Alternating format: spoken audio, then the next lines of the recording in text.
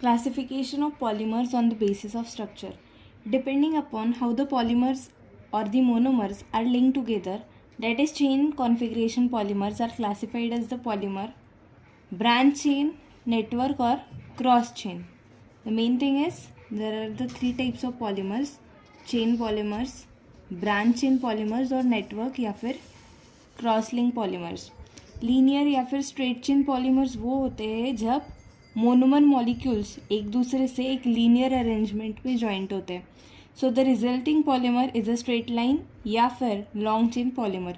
The main thing is the examples. एक हो सकता है पॉलीथीन एंड पीवीसी. इथीन को जब हम एज अ मोनोमर यूज़ करके उसका पॉलीमराइजेशन करेंगे तब पॉलीथीन बनता है.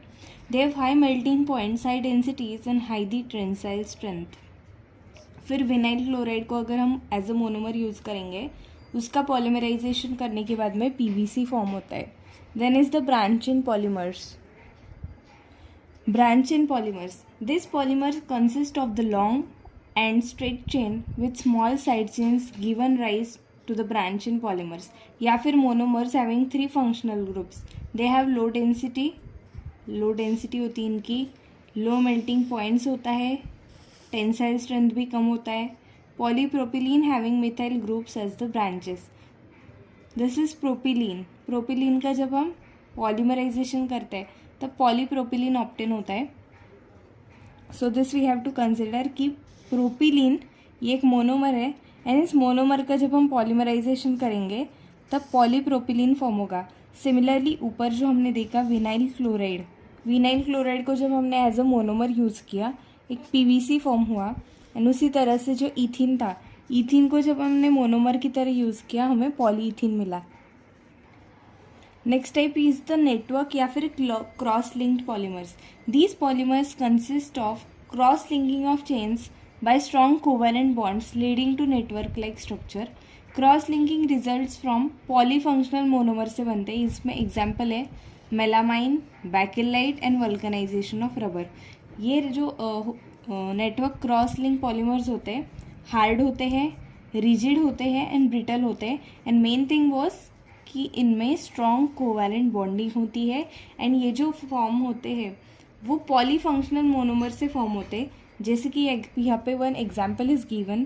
सिस 1,4 पॉली आइसोप्रीन चेन को सल्फर के साथ रिएक्ट करवाया तो वल्कनाइज्ड रबर यहाँ से फॉर्म होता है. Classification of the following polymers as the straight chain, branch chain and cross link polymers. यहाँ पे कुछ पॉलीमर्स दिए हैं और उनका क्लासिफिकेशन दिया है कि हम किस प्रकार से उन पॉलीमर्स का क्लासिफिकेशन कर सकते हैं. अगर इस टाइप के पॉलीमर्स हमें दिखाई दे then they are the straight chain. Similarly, these are branch chain and these are the cross-linked polymers. Classification of polymers on the basis of the mode of polymerization.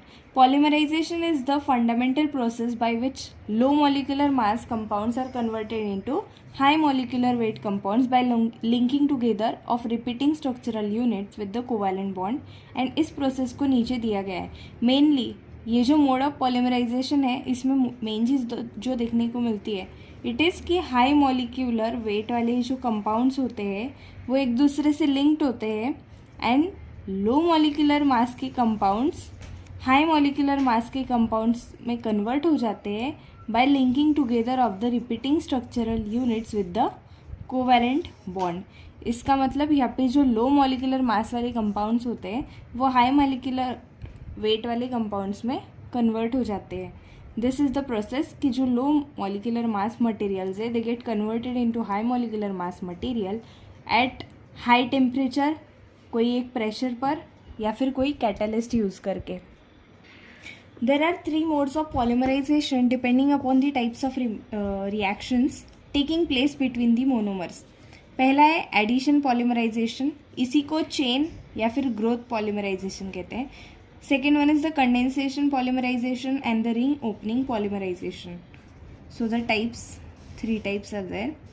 एक था एडिशन, कंडेंसेशन और ring opening वाला. Addition polymerization या फिर chain growth polymerization होता क्या है? It is the process of the polymers by the repeated addition of the large number of monomers. इनको हम कहते हैं addition polymerization like alkenes without loss of any small molecules. तो मेन चीज़ यहाँ पे क्या थी कि वो ऐसी प्रोसेस है पॉलीमर्स की जहाँ पे हम बहुत सारे मोनोमर्स का रिपीटेडली एडिशन करते हैं। Repeated addition of large number of monomers, इसी को हम एडिशन पॉलीमराइजेशन कहते हैं, जो कि एल्कीन्स में जैसा होता है उस प्रकार से। The repeating unit of an addition polymer has the same elemental composition as that of the original monomers. जितना कंपोजिशन ओरिजिनल वाले में होता है उतना ही यहाँ पे एडिशन पॉलीमर में भी हमें कंपोजिशन देखने को मिलता है। Addition polymerization produces high molecular mass polymeric materials without formation of any intermediate low molecular mass polymeric materials. Free radical mechanism is the most common in the addition polymerization. इसमें कौन सा मैकेनाइजेशन फॉलो होगा? Free radical mechanism इसमें follow होने वाला है। It is also, इसी को हम चेन रिएक्शन भी कहते हैं, which involves 3 distinct steps: chain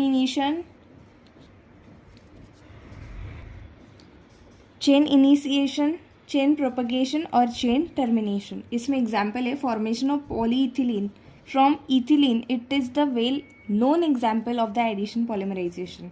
ethene polyethene में कन्वर्ट होता है, ये मोस्ट कॉमन एग्जाम्पल है। Addition polymerization produces high molecular mass polymeric materials without formation of any intermediate low molecular mass polymeric materials. ये एक चेन ग्रोथ पॉलीमराइजेशन है जिसके examples आते हैं पीवीसी, पॉलीएक्रिलोनाइट्राइल एंड पॉलीस्टरीन। इसमें और में अपन लिख सकते free radical mechanism for the polymerization of the ethylene. Polymerization of ethylene is carried out at the high temperature and at high pressure in the presence of small amounts of acetyl peroxide as the initiator. अब इस reaction में हमें initiator यानी कि starting reaction को start करने के लिए एसिटाइल पेरोक्साइड ये चीज़ चाहिए होगी, और ये जो रिएक्शन होगी उसे हाई टेम्परेचर पे एंड हाई प्रेशर पर हमें कैरी आउट करना पड़ेगा। फॉर्मेशन ऑफ फ्री रेडिकल्स, तो इसमें जो पहली स्टेप आती है वो होती है फ्री रेडिकल्स का formation. The first step involves cleavage of acetyl peroxide to form 2 carboxy radicals. ये जो कार्बोक्सी रेडिकल्स होंगे वो इमीडिएटली इनका डीकार्बोक्सिलेशन होता है एंड वहाँ से हमें methyl initiator free radicals obtain होते हैं as shown in this reaction. फिर आती है चेन इनिशिएटिंग वाली स्टेप। इसमें क्या होगा, जो हमारा मिथाइल रेडिकल है जो पहले स्टेप में फॉर्म होगा उसमें इथिलीन ऐड हो जाता है जिससे एक और नया लार्जर फ्री रेडिकल फॉर्म होगा। फिर आता है चेन प्रोपगेशन वाली स्टेप। इसमें क्या होगा, जो लार्जर फ्री रेडिकल फॉर्म होने वाला है, जो कि हमें चेन इनिशिएटिंग में जो लार्जर वाला फ्री रेडिकल मिला, it step reacts with the another molecule of ethene. वो वापस से और एक इथीन मॉलिक्यूल के साथ रिएक्ट करेगा जिससे एक और बड़ा साइज का फ्री रेडिकल फॉर्म होगा एंड इसी प्रकार से जो लार्जर फ्री रेडिकल फॉर्म होंगे उसमें इथीन ऐड होता जाएगा एंड उतना वो मॉलिक्यूल बड़ा होता जाएगा and this is the chain propagation step. The chain reaction continues till thousands of the ethylene molecules are added. फिर आती है चेन टर्मिनेटिंग वाली स्टेप। The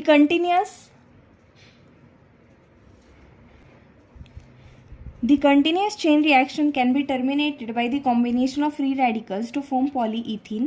तो ये कुछ रिएक्शन है पॉलीथीन पॉलीमर फॉर्म करने की। Then is the condensation polymerization या फिर स्टेप ग्रोथ पॉलीमराइजेशन, ये वो दूसरा टाइप है। The process of formation of polymers from the polyfunctioning monomers with the elimination of the some small molecules such as water या फिर HCl, methanol, ammonia is NH3, इन्हीं को हम कंडेंसेशन पॉलीमर्स कहते हैं। तो इसमें एग्जाम्पल है formation of terylene polyester polymer from ethylene glycol and the terephthalic acid.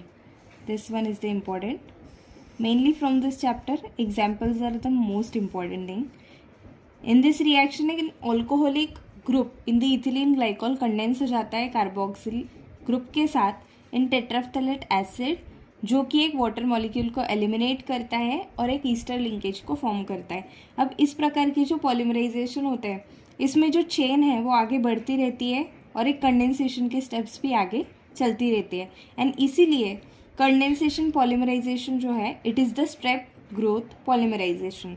अब ये जो प्रोसेस है ये आगे कंटिन्यू होते रहेगी और उतना ज़्यादा हाई मॉलिक्यूलर मास पॉलीमर आपको ऑब्टेन होता जाएगा।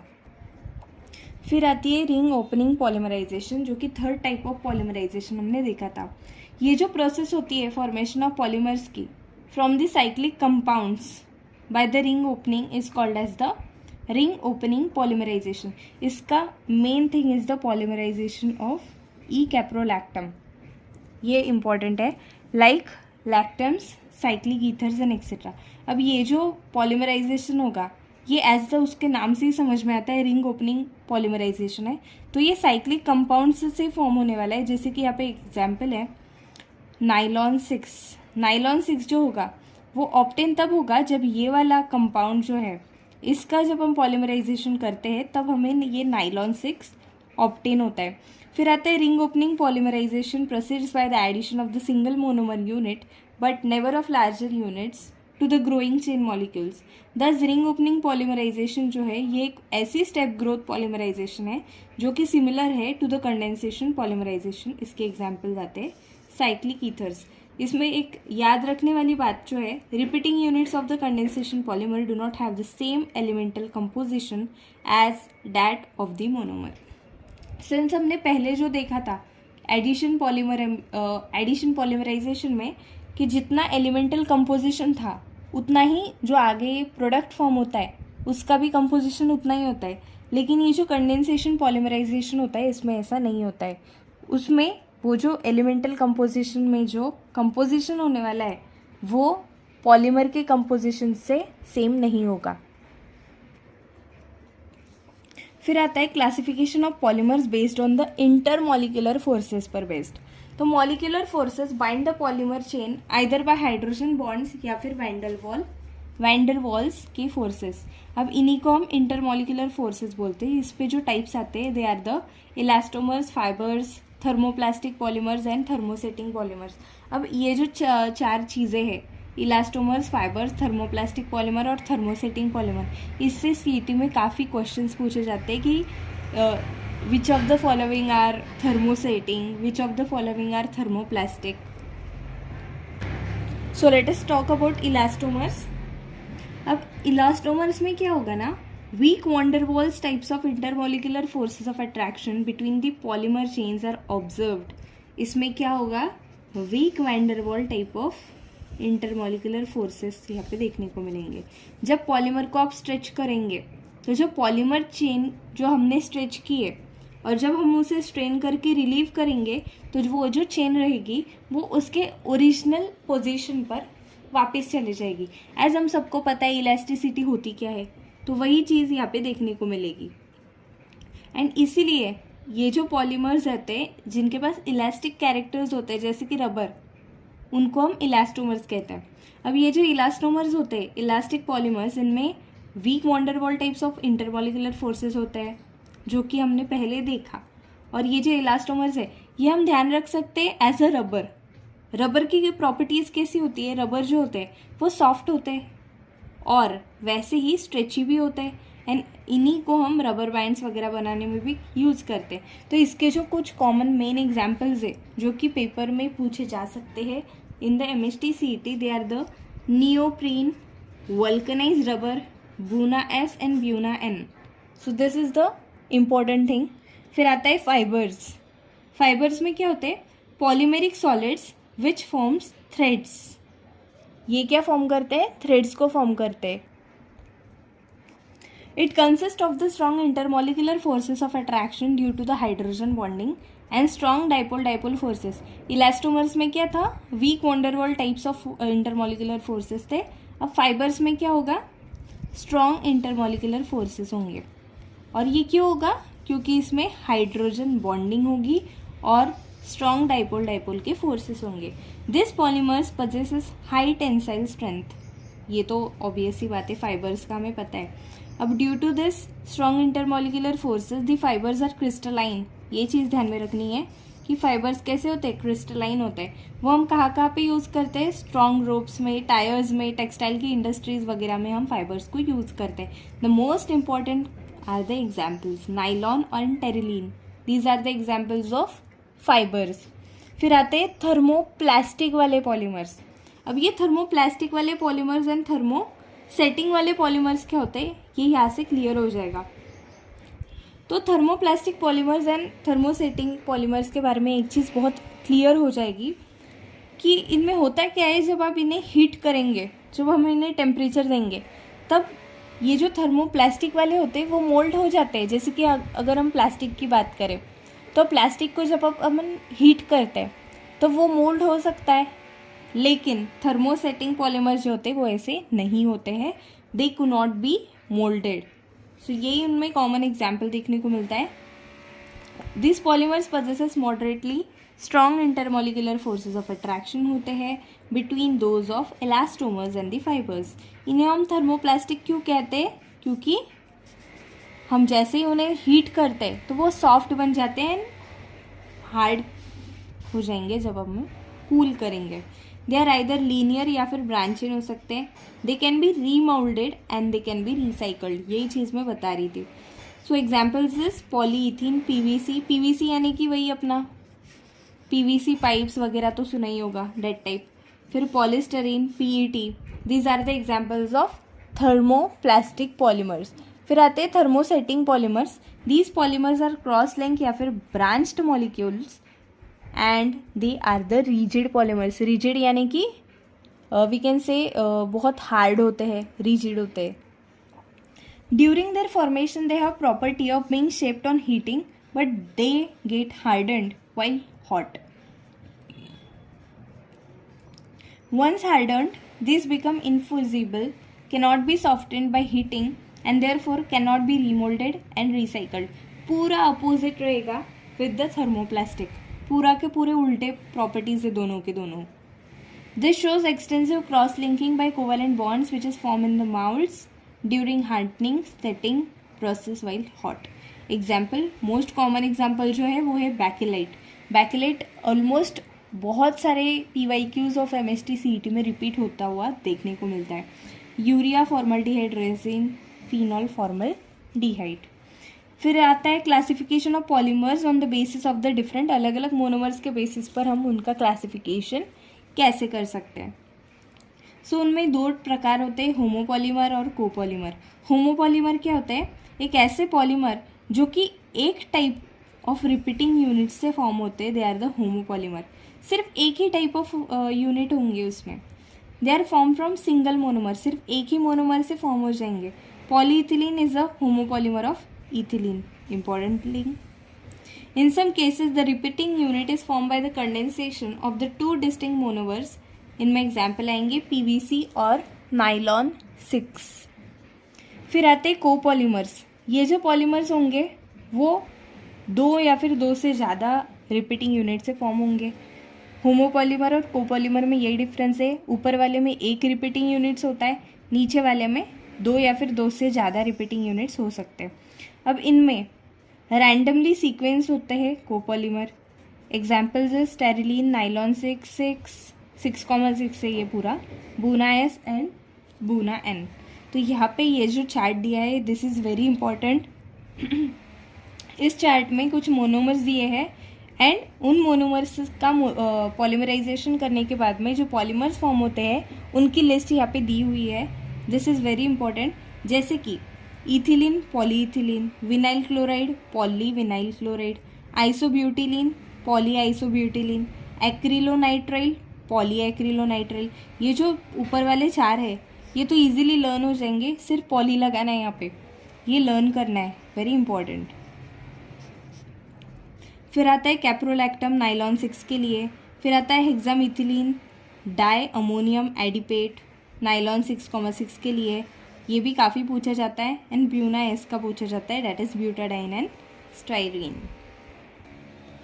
फिर आते हैं classification of polymers on the base of biodegradability.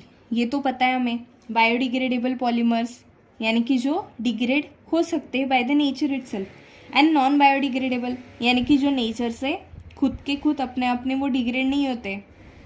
तो biodegradable polymers which are affected by the microbes या फिर डिसइंटीग्रेट होते हैं खुद से ही, कुछ पीरियड ऑफ टाइम के बाद में एनवायरमेंट से ही डिग्रेड हो जाते हैं, दे आर द बायोडिग्रेडेबल। अब बायोडिग्रेडेबल जो पॉलीमर्स होते हैं they are the graded products and वो एनवायरनमेंट को सीरियस हार्म प्रोवाइड नहीं करते, इसलिए वो नेचुरल होते हैं एंड अच्छे भी होते हैं. एग्जाम्पल्स है PHBV, that is polyhydroxy butyrate CO beta hydroxy valerate dextron. याद रखना है ये. Nylon 2, nylon 6. अब नॉन बायोडिग्रेडेबल पॉलीमर्स में क्या आते हैं? अब ये जो सिंथेटिक पॉलीमर्स होते हैं ये खुद से डिसइंटीग्रेट नहीं हो जाते आफ्टर अ सर्टेन पीरियड और not affected by the microbes. Microbes वगैरह भी इन्हें कोई इनको कोई डिग्रेड ही नहीं कर पाता. अब ये जो फॉर्म ऑफ वेस्ट है ये एनवायरनमेंट के लिए हैजार्डस भी होगा, जैसे कि जब अपन बात करते हैं बैकेलाइट की, नाइलॉन की एंड टेरिलीन की. So this are the examples. Thermocol जो होता है वो भी तो एक नॉन बायोडिग्रेडेबल ही है. सो इस प्रकार के सारे आते हैं नॉन बायोडिग्रेडेबल पॉलीमर्स में. सो इसका हम स्क्रीनशॉट निकाल सकते हैं, वो काफ़ी इंपॉर्टेंट है. These are the condensation polymers है, ये उनकी रिपीटिंग यूनिट्स है, ये उनके मोनोमर्स के नाम है, उनका फॉर्मूला है, उनकी यूजेस यहाँ पे दिए हुए हैं. जैसे कि नाइलॉन 6 जो है वो टायर के मैन्युफैक्चरिंग के लिए, कॉर्ड्स के या फिर रोप्स के मैन्युफैक्चरिंग के लिए काम करता है. Nylon 6,6 bristles for brushes and surgical sutures. Terylene fabrics में होते हैं, thermoplastic bottles. Melamine decorative table tops. I am providing this memory map of classification of polymers. जो हमने अभी पढ़ा वही सारे इसमें आते हैं, बायोडिग्रेडेबल में, non biodegradable, homopolymers, copolymers. So you can take a look at this.